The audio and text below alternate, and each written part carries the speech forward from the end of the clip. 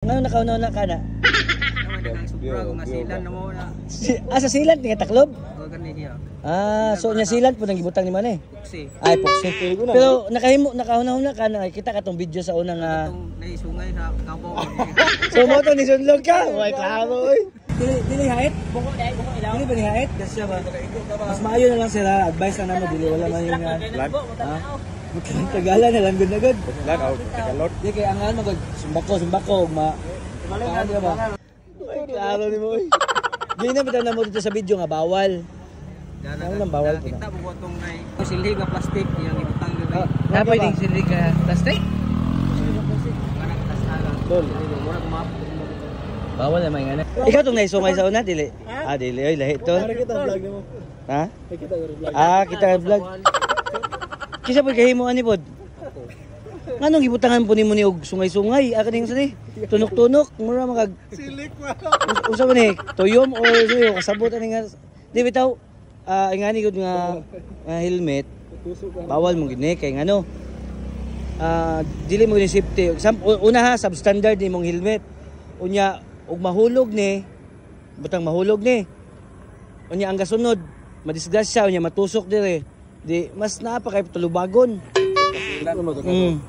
Ligo na ba kayo gahi kayo ba? Kini sila advice na ginamo mas maayo tanggalo na lang ginimo nimo hang mga i-display na lang ni sa inyong balay ha.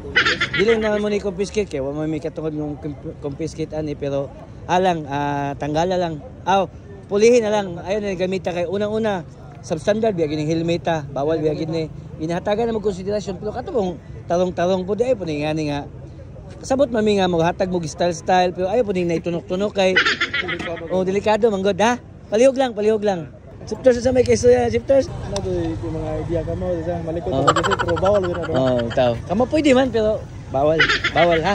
Yun mga kasikop no, nakita nyo naman yung video. So for awareness lang to, medyo nakakatawa man pero ginawa natin tong video to para ma-aware din yung mga mahilig yung mga mahilig mag-improvise ng mga helmet.